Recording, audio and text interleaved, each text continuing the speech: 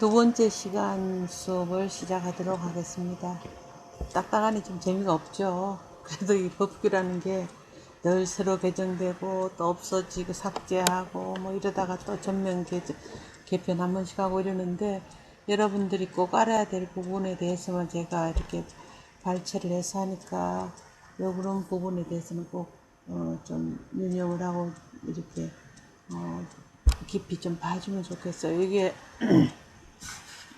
여러분 영양사 시험에도 있고 위생사 시험에도 있고 전부 다 이제 시험에 나오는 부분들이라 뽑아놨는데, 식품위생법 53조에 조리사 면허 관계가 있습니다. 서로 좀 쪘죠.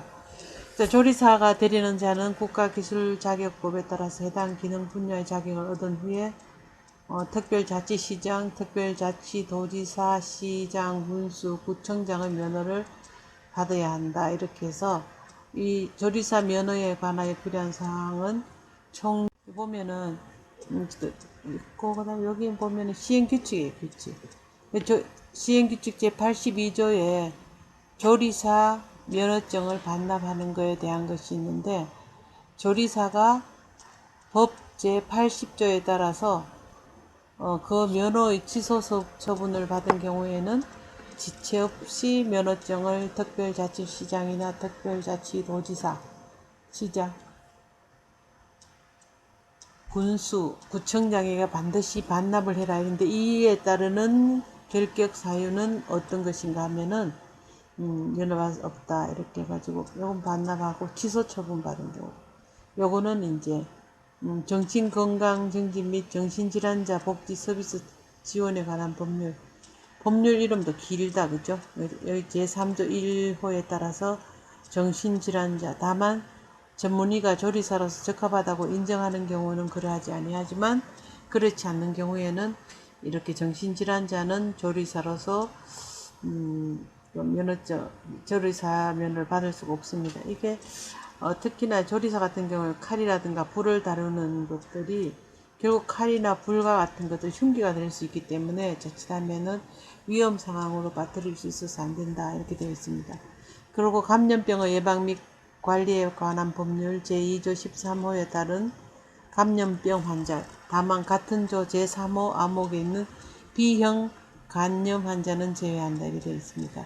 그리고 마약류 관리에 관한 법률로서 제2조 제2호에 따른 마약이나 그 밖의 약물 중독자들은 안 받아도 되고, 조리사 면허를 받을 수 없다고 되어 있습니다. 그리고 조리사 면허의 취소 처분을 받고 그 취소된 날로부터 1년이 지나지 아니한 자는 조리사 면허를 받을 수가 없습니다.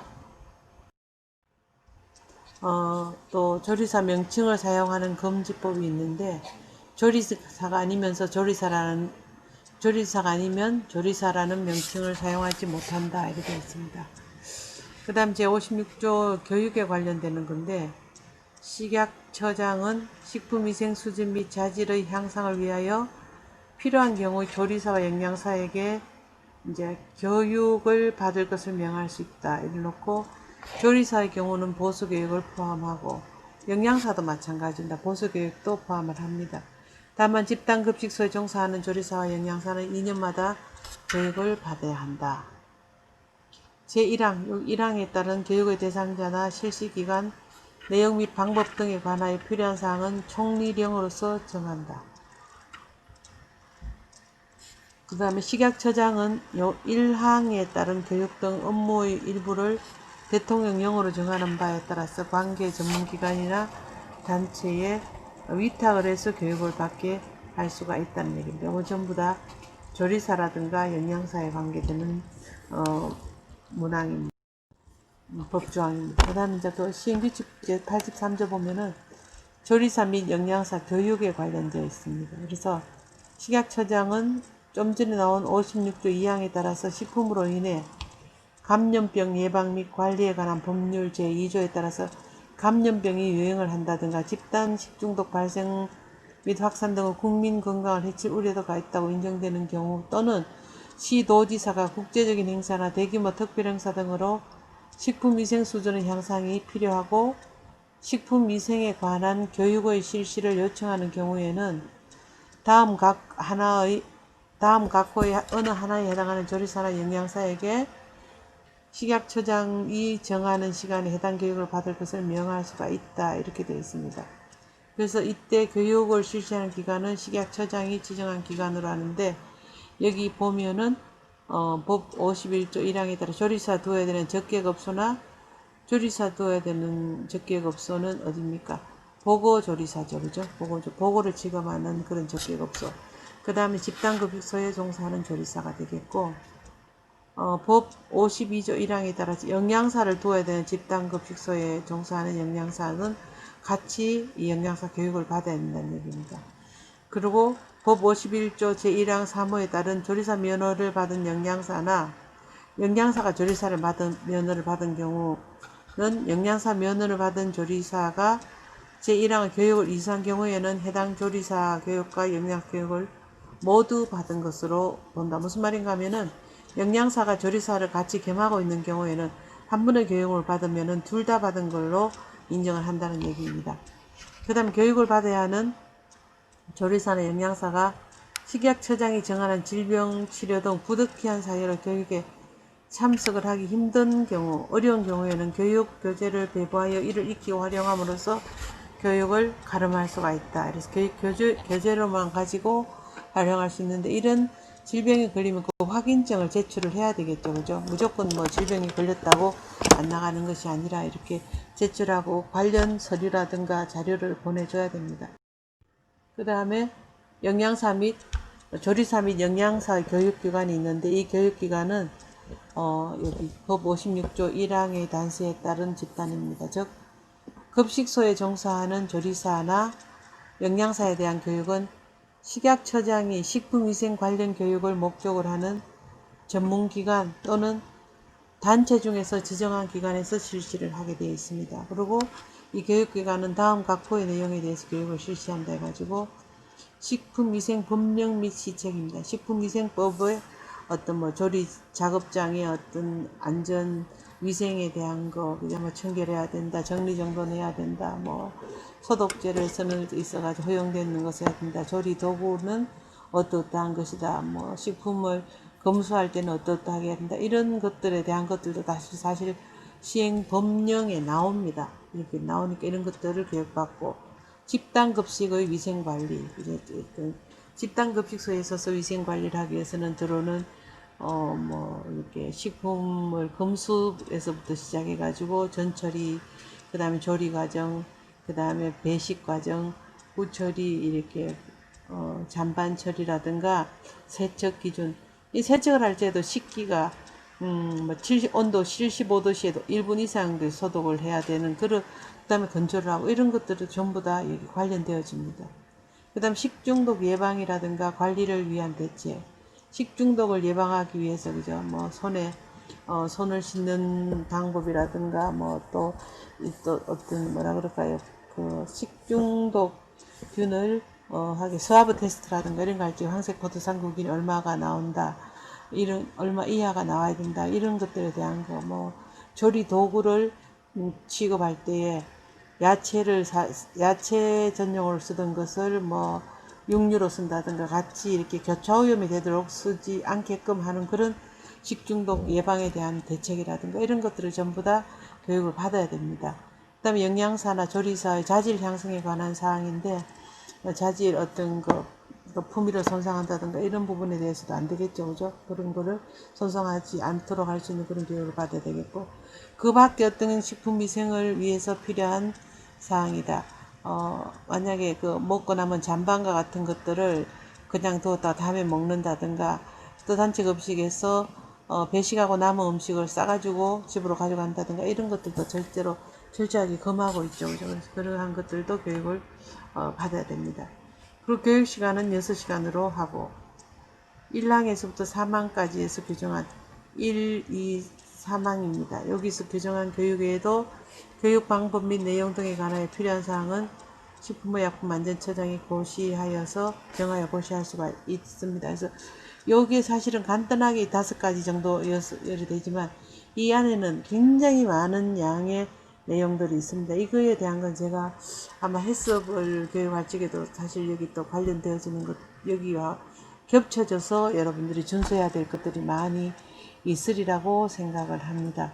뭐 축산물이 들어올 때 냉동 유통을 했는지 냉장 유통을 했는지 거기에 따르는 어떤 그 온도 관리 시스템에 대한 타코메타 온도 관리 기록지라든가 이런 것들도 전부 식중독 예방을 위해서 영양사가 각기 알아가지고 확인해야 될 부분들이 되기 때문에 그러한 것들도 교육을 실제적으로 다 받도록 그렇게 되어져 있습니다. 받도록 되어 있고 또 받으면서 내용들을 확인을 하고 그 다음에 뭐 보관을 하는 방법이라든가 식재료가 들어갔는데 그대로 방치를 해둔다든가 하면 안 되겠죠. 냉장해야 될 건 냉장고로 들어가야 되겠고 또 냉동해야 될 건 냉동고에 들어갔다가 해동 후에 사용을 한다든가 이런 것들도 전부 검수 방법 같은 거 보관 관리 방법도 모두 이 영양 교육을 통해서 이루어지기 때문에 식약처에서 어떤 감시를 나온다 그럴까요? 어떤 그 지도 단속을 나오게 되면 꼭 그런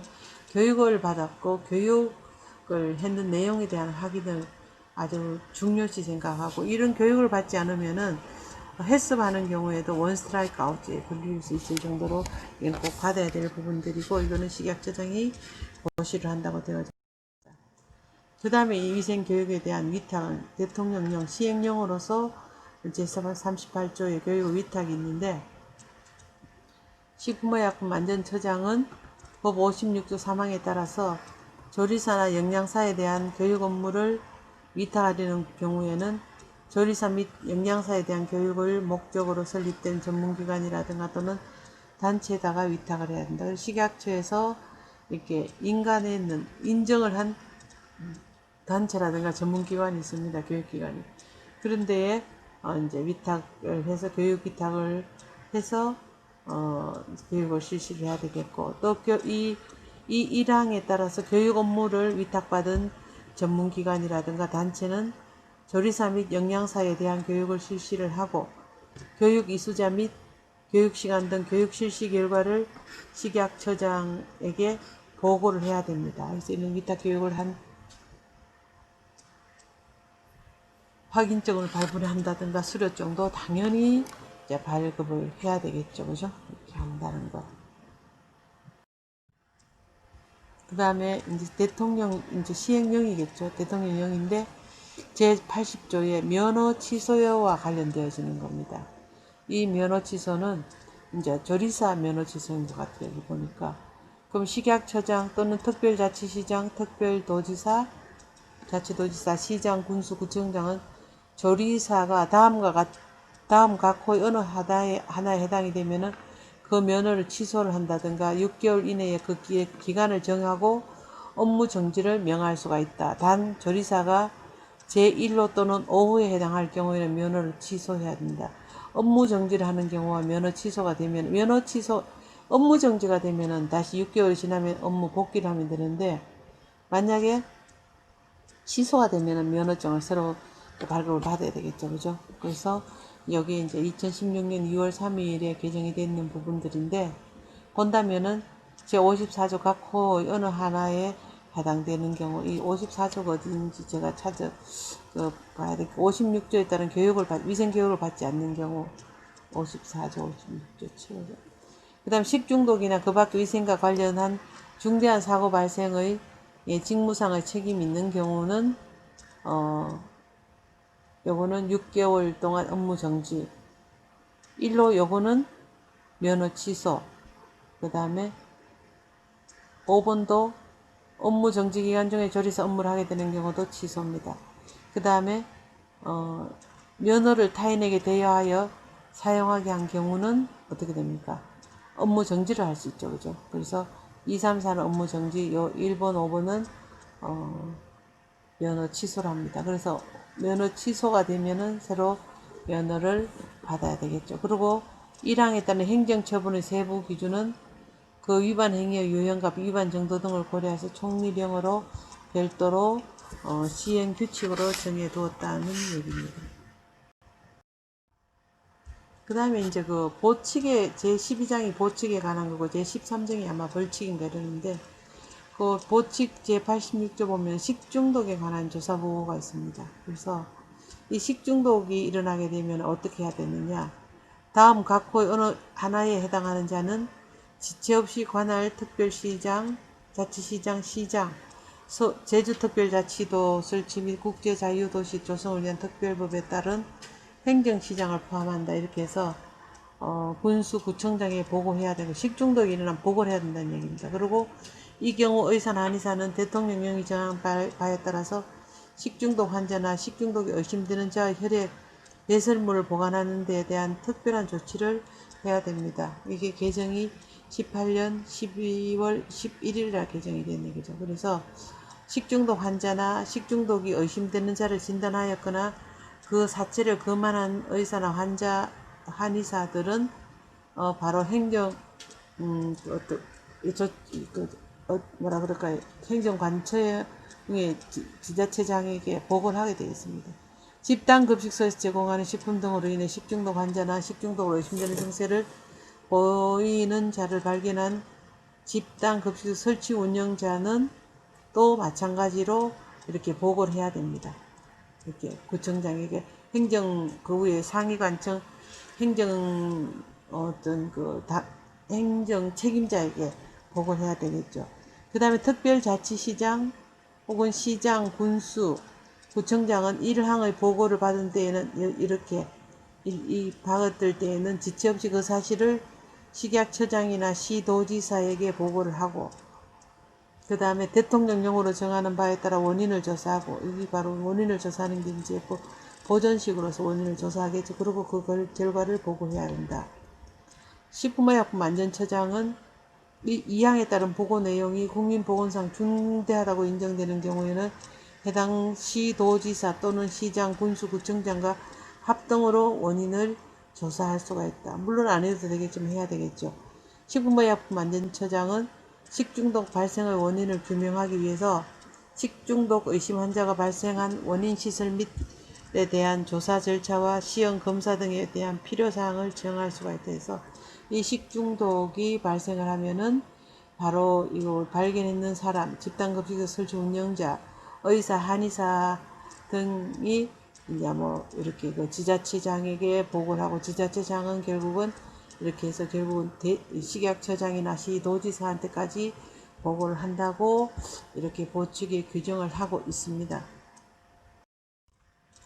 그 다음에 식중독의 원인에 대한 조사는 보면은 식중독 환자나 식중독이 의심되는 자를 진단한 의사나 한의사는 다음 각호의 어느 사항에 해당되는 경우 식중독이 의심되는 자의 혈액이나 또는 배설물을 채취해서 이렇게 배설물 채취해서 군수구청장이 인수할 때까지 변질되거나 오염되지 아니하도록 시료를 보관을 해야 되겠죠. 그죠? 그리고 이 보관 용기에는 언제 채취했다.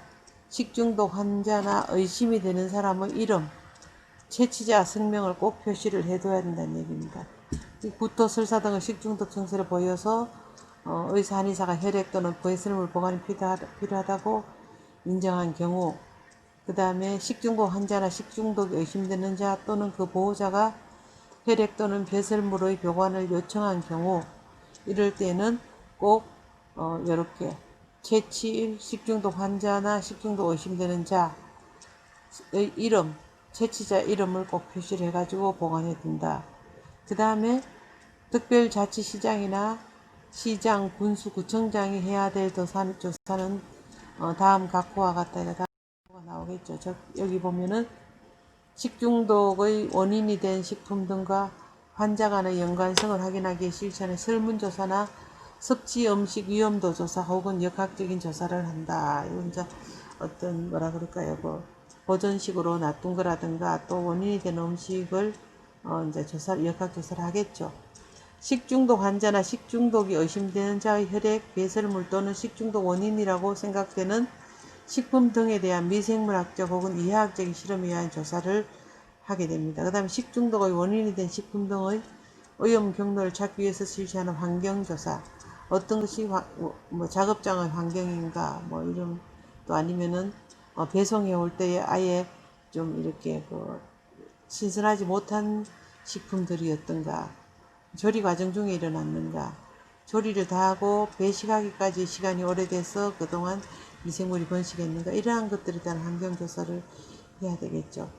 그 다음에 특별자치시장이나 시장, 군수, 구청장은 이제 뭐 식품의약품 분야 시험검사 등에 관한 법률로서 총리 영유에 정하는 시험검사기관에 협조를 요청할 수가 있다. 이렇게 해서 개정이 2019년 5월 21일에 개정이 됐네, 그죠?